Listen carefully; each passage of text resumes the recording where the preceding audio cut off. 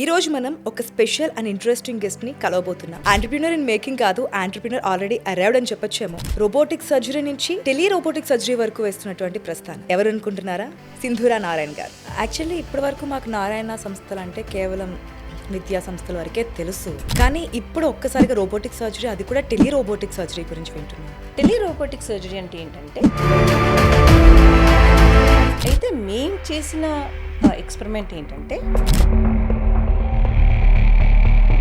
16,000 miles వరకు కూడా చేసిన సందర్భాలు ఉన్నాయి. అసలు మన దేశంలో ఎప్పుడు స్టార్ట్ అయిందంటారు ఈ టెలి రోబోటిక్ కావచ్చు, లేదంటే రోబోటిక్ సర్జరీస్ అనేది? As far as my knowledge is concern 2006లో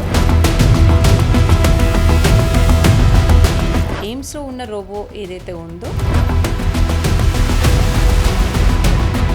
Chinese వాళ్ళు they have prepared this robo at almost half the price. Narayana విద్యా సంస్థలు అంటే ఎక్కువగా బర్డెన్ పెడతారు, పిల్లల్ని తోమేస్తూ ఉంటారు, చేపలను తోమినట్టు తోముతానే ఉంటారు, చదువు చదువు చదువు, ఎప్పుడు చూసినా చదివిస్తూనే ఉంటారు, పిల్లలు చనిపోతూ ఉన్నారు, ఎందుకు అని చెప్పి ఇట్లా చాలా వస్తున్నాయి కదా, దాని గురించి ఏం చెప్తారు? పిల్లలు అన్ని ఆర్ట్స్ ఉన్నా కూడా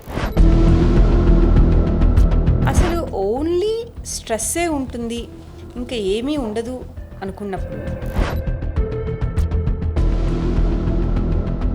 ప్రతి ఒక్క ఆర్గనైజేషన్కి ఒక కల్చర్ అన్నది ఉంటుంది. ఇప్పుడు మనం తీసుకొచ్చే టెలి రోబో సర్జరీ సంబంధించి గవర్నమెంట్ నుంచి ఏదైనా సపోర్ట్ వస్తే ఏ విధంగా ఉంటుంది అనుకుంటున్నారు? ఎటువంటి సపోర్ట్ ఉంటే బాగుంటుంది అనుకుంటున్నారు? మేము సార్ని అడిగి రిక్వెస్ట్ చేసింది ఏంటంటే,